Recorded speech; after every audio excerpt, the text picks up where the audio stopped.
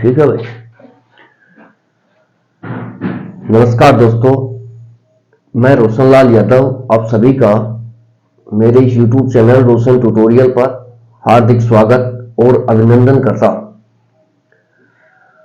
दोस्तों, हम जो सिंपल इंटरेस्ट कर रहे हैं, साधारण ब्याज को पढ़ रहे हैं, उसी को ही कंटिन्यू करते हैं और देखते हैं कि इसमें और क्या क्या लैंग्वेज हमारे सामने आती है और कैसे हमारे को उनको सोल्व करना है। ठीक है, तो चलिए शुरुआत करते हैं। क्वेश्चन है दोस्तों, व्हाट इज द, इंग्लिश में देख लीजिए, what is the annual payment to be done to be made to settle the loan of rupees 6450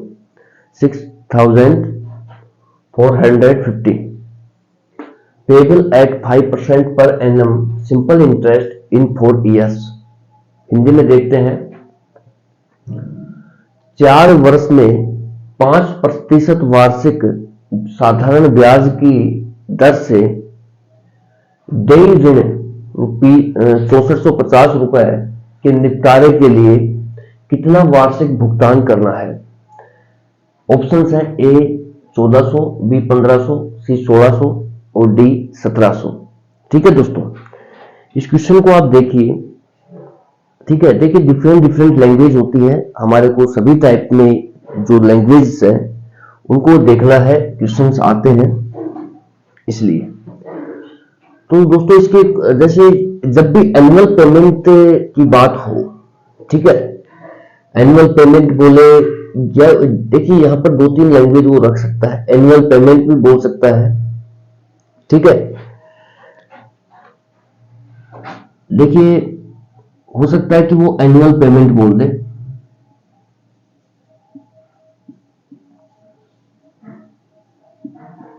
ठीक है, एनुअल पेमेंट मतलब वार्षिक भुगतान।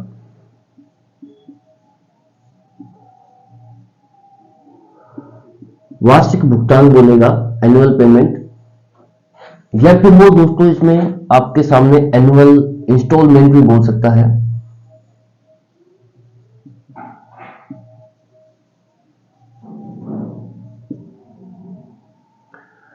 वार्षिक किस्त,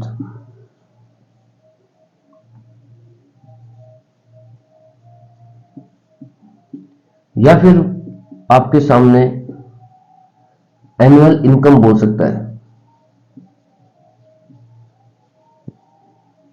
वार्षिक आय,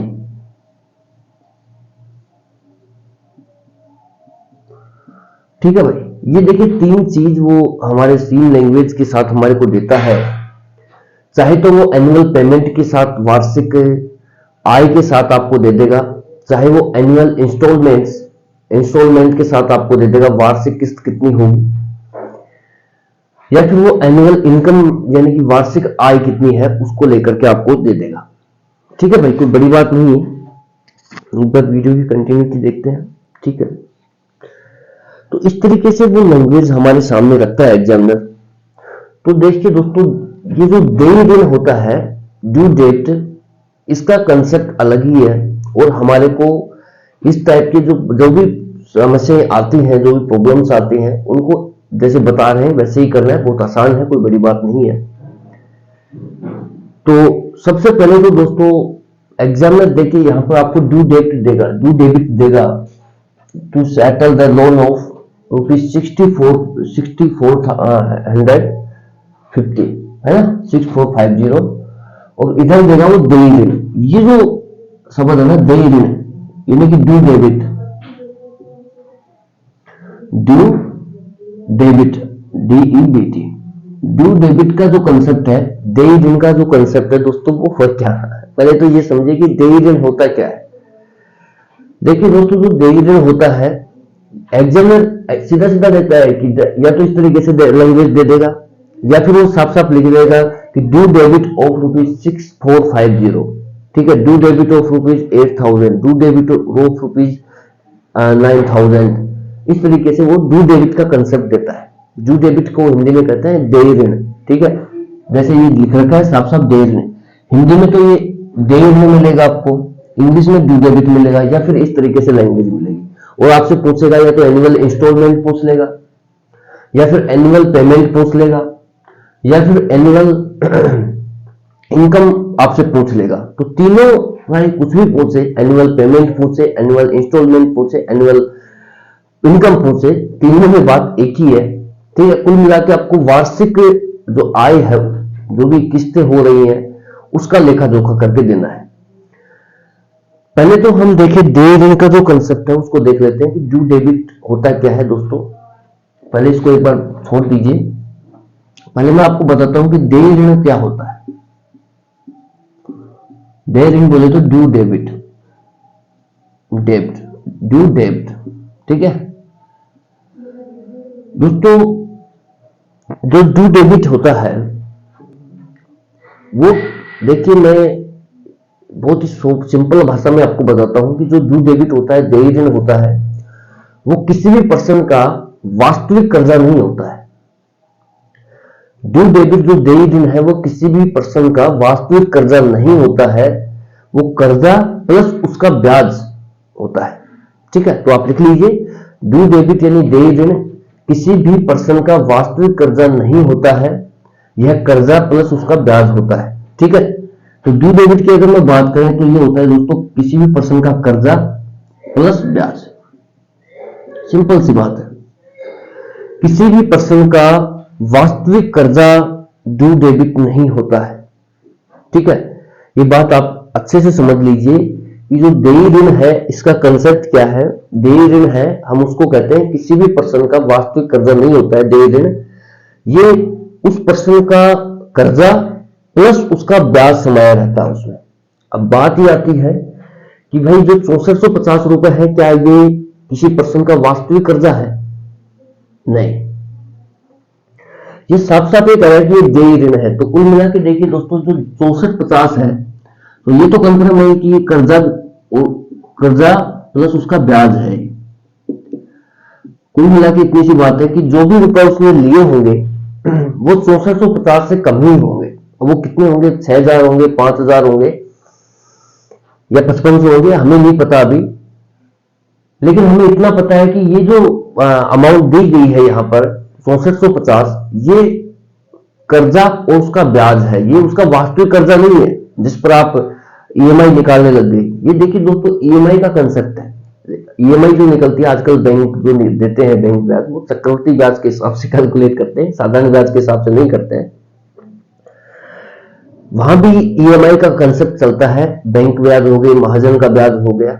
लेकिन यहां पर क्या है, अभी साधारण ब्याज में भी इस तरीके से प्रॉब्लम्स आती हैं एग्जाम में, इसलिए मैंने साधारण ब्याज की जो ईएमआई है, जो किस्तें हैं, मासिक, जो मासिक निकाल लो चाहे वार्षिक निकाल लो, वो अलग अलग तरीका है। वार्षिक ही पूछता है कि वार्षिक किस्त कितनी होगी, तो हम उसको देख रहे हैं कि जब हम चक्रवृद्धि ब्याज में किस्तें देखते हैं, देखेंगे वहां पर, तो साधारण ब्याज में भी देख सकते हैं। ठीक है, तो कुल मिला के इतना सी बात ध्यान रखिए कि जो ड्यू डेबिट होता है, इसका कंसेप्ट इतना सा है देय ऋण का कि ये किसी भी पर्सन का वास्तविक कर्जा नहीं होता है, ये कर्जा प्लस उसका ब्याज होता है। ठीक है, तो ये जो 6450 देय ऋण है, ये उस पर्सन का वास्तविक कर्जा नहीं है, ये कर्जा प्लस उसका ब्याज है, यानी कि ब्याज भी इसी में ही इंक्लूड है। ठीक है, इतनी बात हमें समझनी चाहिए। तो कॉमन सेंस ये कहता है कि भाई ये 6450 है, ये उसका ओरिजिनल ऋण नहीं है, ओरिजिनल कर्जा नहीं है। इसका मतलब ये हुआ कि जो भी उसका ओरिजिनल कर्जा रहा होगा वो 6450 से कम ही रहा होगा। हो सकता है वो 6000 हो सकता है 5500 हो सकता है वो 5000 हो, कुछ भी होगा, लेकिन 6450 से कम ही होगा ओरिजिनल कर्जा। ये ओरिजिनल कर्जा नहीं है, ध्यान रखना, देय ऋण ओरिजिनल कर्जा नहीं होता है। ठीक है, ये देखिए दोस्तों, ओरिजिनल कर्जा नहीं होता, उसका वास्तविक कर्जा, ओरिजिनल कर्जा उसका नहीं होता है देय ऋण। ये यानी कि इसका देय ऋण जो है ये वास्तविक कर्जा न होकर के उस पर्सन का कर्जा प्लस उसका ब्याज होता है। ये कंसेप्ट आप लिख लीजिए, फिर आगे बढ़ते हैं एक बार। देखिए, इसमें एक दो प्रॉब्लम आपको करा देंगे तो आप आराम से इन चीजों को पकड़ पाएंगे, कोई बड़ी बात नहीं है। देखिए दोस्तों, अब बात आती है कि यार इंस्टॉलमेंट्स की, वार्षिक भुगतान की, कि भाई हम कितनी एनुअल इंस्टॉलमेंट दें उसको। ठीक है, एनुअल पेमेंट करें कि हमारा कर्जा चुकता हो जाए। ठीक है, भाई कोई पर्सन है उसके पास इकट्ठे पैसे नहीं है, मान लो 6,400 कितने हैं ये 50 रुपए, तो आपने उसको एक ऑफर दिया कि यार आप चलो ठीक है, नहीं है कोई बात नहीं, आप मेरे को किस्तों के रूप में ये पेमेंट कर दो, ठीक है। तो वो जो किस्त बनेगी वो कितने की बनेगी, जो किस्त बनेगी वो कितने की बनेगी। भाई आपने कहा कि मेरे को हर साल के आप कुछ रुपए देते रहो, आपका कर्जा भी चुकता हो जाएगा, ब्याज भी आ जाएगा इसी में, ठीक है। तो जो किस्त बनेगी वो कैसे बनाएंगे, तो दोस्तों इसका एक सीधा सीधा सा फॉर्मूला है, हमें सिर्फ उसमें वैल्यू पुट करनी होती है और आराम से, चाहे वो एनुअल पेमेंट पूछे, चाहे एनुअल इंस्टॉलमेंट पूछे, वार्षिक किस्त पूछे या वार्षिक भुगतान पूछे या वार्षिक आय पूछे, सीधा सीधा एक फॉर्मूला है, उसमें रखना होता है। फॉर्मूला है दोस्तों जैसे do debit into 100 upon 100t plus r into t minus 1 upon 2। ये सीधा सीधा सा फॉर्मूला है वार्षिक किस्त निकालने का। एनुअल जो एसआई है उसमें एनुअल पेमेंट निकालने का, एनुअल इंस्टॉलमेंट निकालने का सीधा सीधा सा फॉर्मूला है। ये वैल्यूज हमारे सामने होंगी, do debit into 100 upon 100t plus r into t minus 1 upon 2। देखिए यहाँ जो डू डेबिट है वो दिया रहेगा अपने को, टाइम भी दिया रहेगा 4 साल, 5 साल, 10 साल, रेट ऑफ इंटरेस्ट भी दी रहेगी 2%, 5%, 10%, और आराम से हम इसमें रख देंगे। जैसे मैं सवाल को देखते करता हूं, फिर आपको और चीजें बताएंगे इसके बारे में। अगर मैं इस फॉर्मूले में सीधा सीधा एक वैल्यू रखता हूं कि ड्यू डेबिट कितना है भाई मेरा 6450 है इंटू 100 अपॉन 100t, टाइम कितना है 4 वर्ष, plus rate of interest 5%, r into T 4 साल, टी कितना है 4 साल, इंटू 4 माइनस 1 अपॉन 2। ठीक है भाई। तो देखिए ये ध्यान रखना कि जो फॉर्मूला है यहां सिर्फ इसी पार्ट के नीचे है ये 2, ठीक है, पूरे पर नहीं है 2, ठीक है, पूरे पर होता तो गुणा हो जाता, ठीक है, तो ये पूरे पर नहीं है, इतने से पार्ट पर r into T minus 1 upon 2, 2 दूनी 4, 4 में से गए तो दोस्तों 3 दूनी 6, 6 पंजे 30, तो ये वैल्यू आ गई 6450 इंटू 100 अपॉन 400 प्लस देखिए 3 दूनी 6 पंजे 30, यानी कि कुल मिला के इसको हम बोल सकते हैं 430। ठीक है भाई, हाँ कितना बोल सकते हैं 430। मैं यहां पर लिख देता हूं उसको मिटा करके ही 430। अब जब आप इसको सोल्व करेंगे तो एक बार काट के देखिए, 43 को इसके काटे हैं तो 43 से कम 43, तो कितने बच गए भाई, 1 और 2, तो 5 से काटेंगे तो पूरा पूरा चला जाएगा, यानी कि 1500 रुपए यहां पर निकल के आता है, 1500 रुपए। तो दोस्तों जो किस्त निकल के आ रही है ना वो है 1500 रुपए, इस सवाल के हिसाब से, लैंग्वेज के हिसाब से जो किस्त निकल के आ रही है हमारी वो है 1500। ठीक है, जो भी किस्त निकल के आई है वो है 1500। एनुअल जो पेमेंट है, एनुअल इंस्टॉलमेंट है वो है 1500 रुपए। ठीक है, तो इस तरीके से देखिए लैंग्वेज आती है और हमारे को इसको करना रहता है।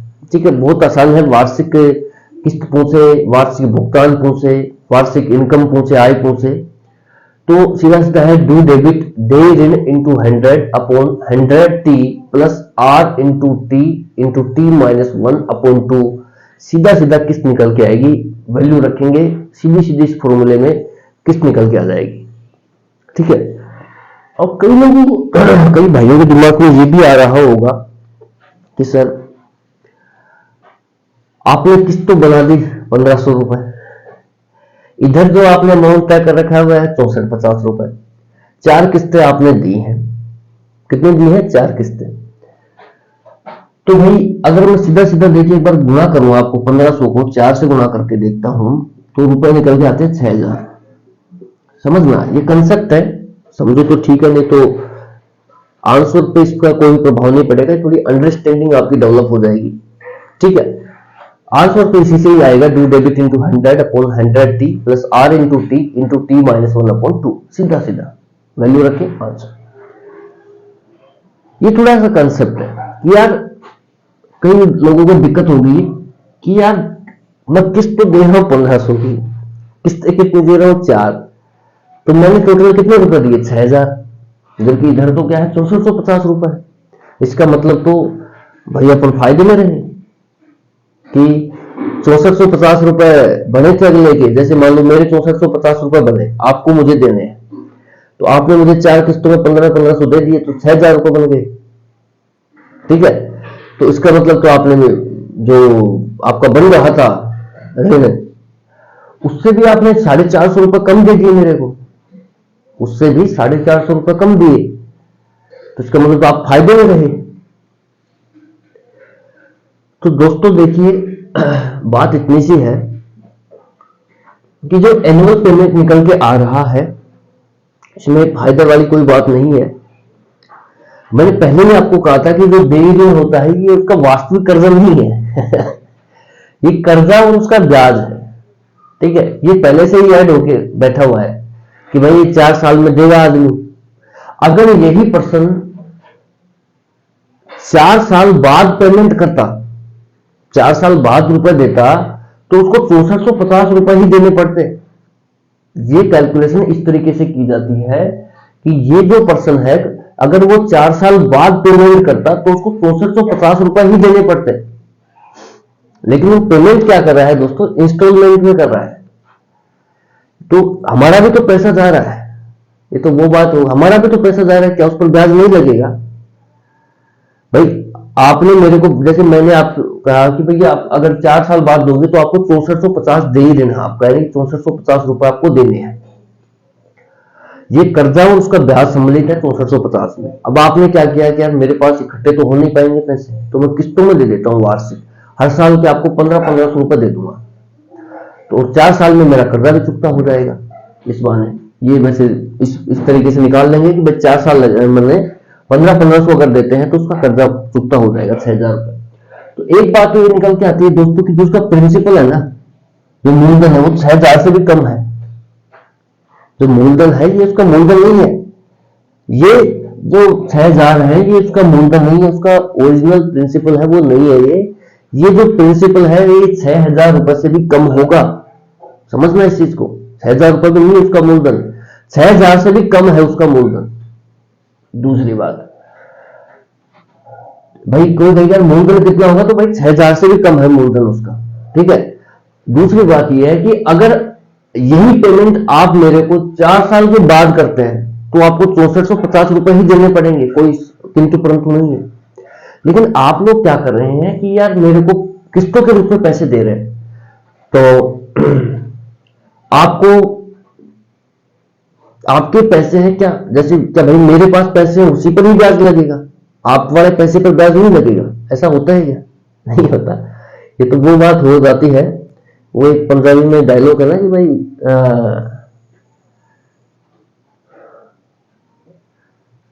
कि जैसे वो तुआडा कुत्ता टोमी, साडा कुत्ता कुत्ता, तुआडा कुत्ता टोमी, यानी कि तुम्हारा कुत्ता तो टोमी और हमारा तो साला कुत्ता के कुत्ता ही है।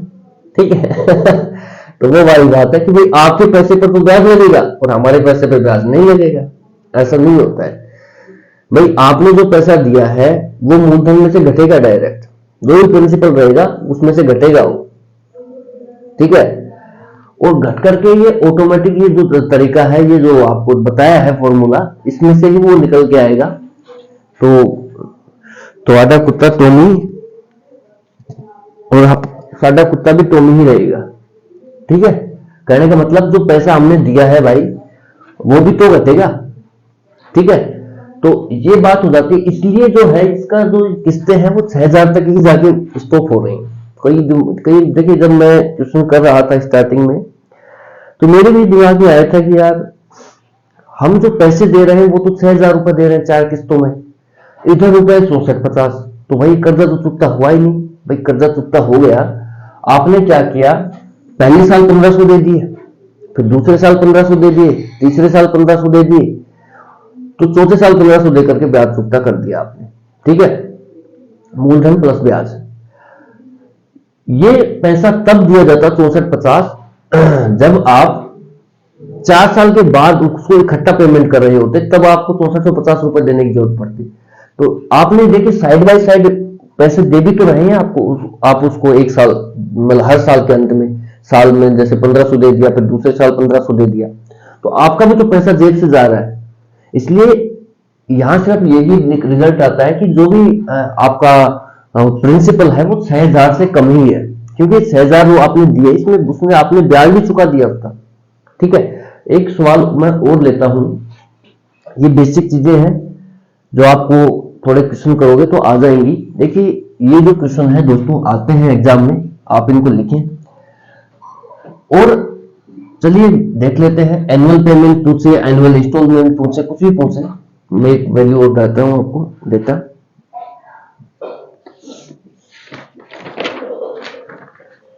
ठीक है भाई, देखिए एक क्वेश्चन है, a loan which is payable after 4 years at the rate of 4% per annum is 848.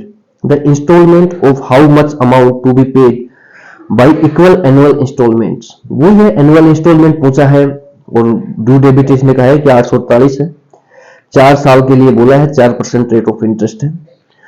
Hindi में देख लेते हैं, कोई ऋण जो साधारण ब्याज की 4% वार्षिक दर से 4 वर्ष के पश्चात 848 देई है, तो समान वार्षिक किस्तों द्वारा भुगतान के लिए कितनी राशि की किस्त निर्धारित होगी।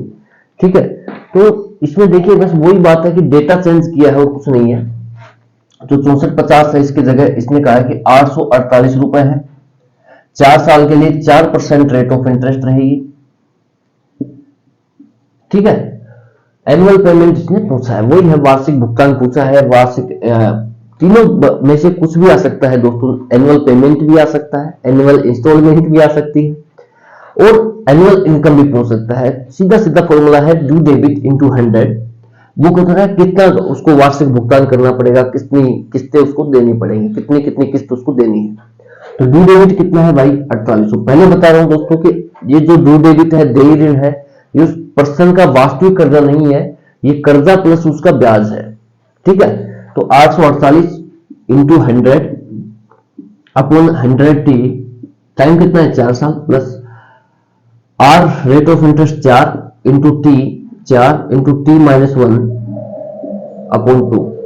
जब आप इसको सोल्व कर रहे होंगे दोस्तों तो ये आ रहा होगा 848 इंटू 100 अपॉन 100t यानी कि 400, प्लस देखिए 4 में से गया तो कितना हो गया 3, तो दूनी 4, 4 दूनी 8, 8 में 16 8 या 24, यानी कि ये कितना आ गया दोस्तों 848 गुणा 100 बटे 424।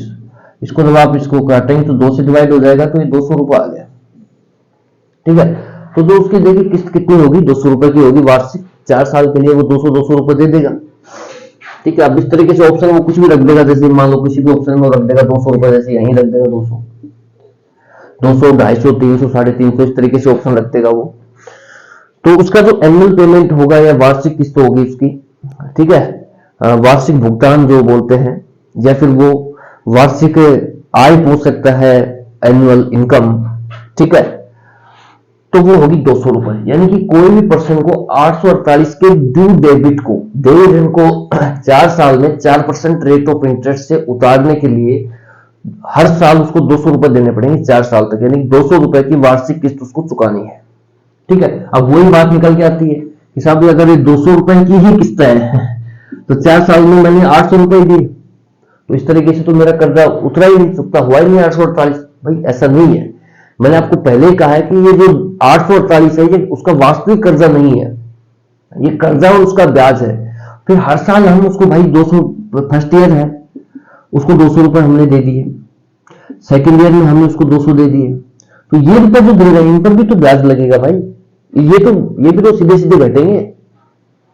ठीक है, तो कुल मिला के इतनी सी आप चीजें समझ लीजिए, जब भी ऐसा सवाल आता है सीधा फॉर्मूले में रखिए ड्यू डेबिट इनटू 100, चाहे वो एनुअल इंस्टॉलमेंट पूछे आपसे, चाहे वार्षिक भुगतान पूछे, चाहे वार्षिक किस्त पूछे, चाहे वार्षिक आय पूछे, सीधा फॉर्मूले में रखिए, देय ऋण due debit into 100 upon 100t plus r into T into T minus 1 upon 2। बस इतना सा रखना है, किस्त आएगी सीधी निकल। अब मुझे थोड़ा समझाने के लिए आपको बता दिया कि भाई हम 800 रुपए इसको दे रहे हैं, तो ऐसा कैसे हुआ? वैसा इसलिए हुआ दोस्तों कि जो भी उसका जो भी प्रिंसिपल रहा होगा वो 800 रुपए से कम ही रहा होगा। ठीक है, जो भी प्रिंसिपल रहा होगा, मूलधन रहा होगा, वो 800 से कम ही रहा होगा उसका। पहली बात तो ये है। दूसरी बात ये है कि जो इतना कैसे हुआ, तो हम उसको 200 रुपए हर साल के एंड में दे भी तो रहे हैं। ठीक है, इसलिए हमारे को उसको 800 रुपए में ही चुकता हो जाएगा। तीसरी बात, अगर मुझे 4 साल के बाद उसको देना पड़ता, यही रेट ऑफ इंटरेस्ट 4% की, तो मेरे को 848 रुपए ही देने पड़ते। कोई किंतु परंतु नहीं है। अगर 4 साल के बाद मैं पेमेंट करता तो, लेकिन मैं पेमेंट 4 साल के बाद नहीं कर रहा, मैं हर साल उसको कुछ ना कुछ दे रहा हूं, यानी किस्तों के रूप में उसको चुका रहा हूं। ठीक है, तो भाई जो भी मूलधन रहा होगा 200 करके हम उसको उतार देंगे। इस तरीके से किस्त निकल के आ जाती है। कोई भी वैल्यू हो, आप सीधा एग्जामिनर इसमें देता है, ड्यू डेबिट देता है, रेट ऑफ इंटरेस्ट देता है, टाइम देता है। हमारे को 3 चीजें ही चाहिए, एनुअल इंस्टॉलमेंट पूछे, एनुअल इनकम पूछे, एनुअल पेमेंट पूछे।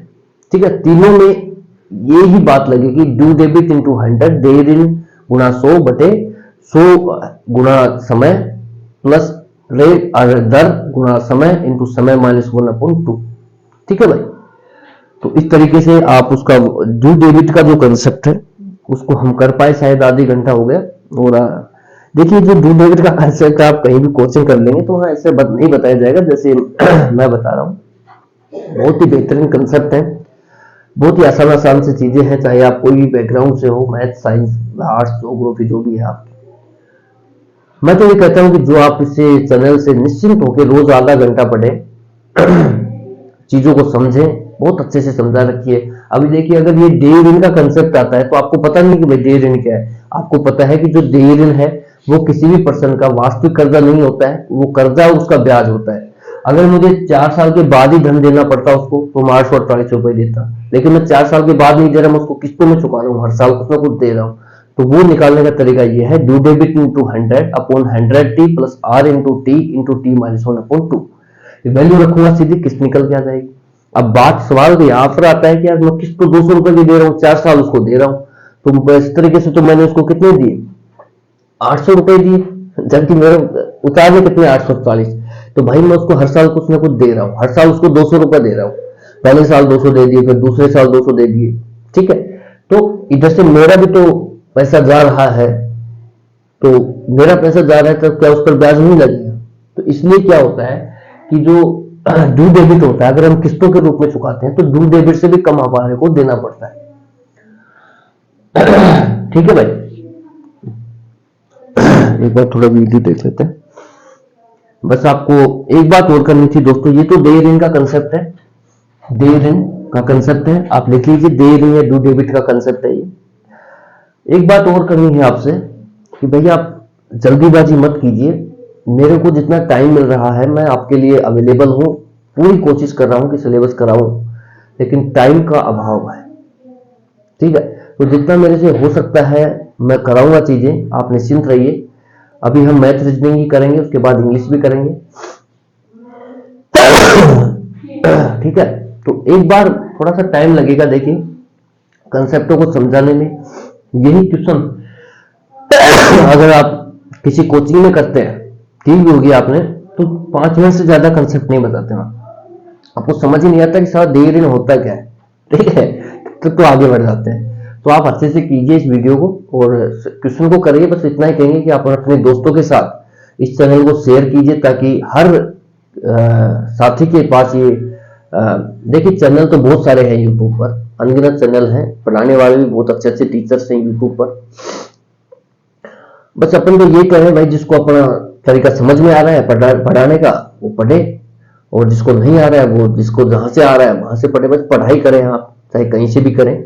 ठीक है, तो अपने दोस्तों के साथ इसको शेयर करें और ज्यादा से ज्यादा लोगों को बताएं, ताकि वो भी इस चैनल के माध्यम से एग्जाम के पॉइंट ऑफ व्यू से फायदा उठा सके। ठीक है, यहाँ देखिए कुछ फालतू की चीजें तो है नहीं, सारी जो एग्जाम ओरिएंटेड चीजें हैं वही कराई जाती हैं, क्योंकि टाइम इतना ही है, टाइम ही नहीं है हमारे पास। एग्जाम ओरिएंटेड चीजें हो जाए वही बहुत बड़ी बात है हमारे लिए।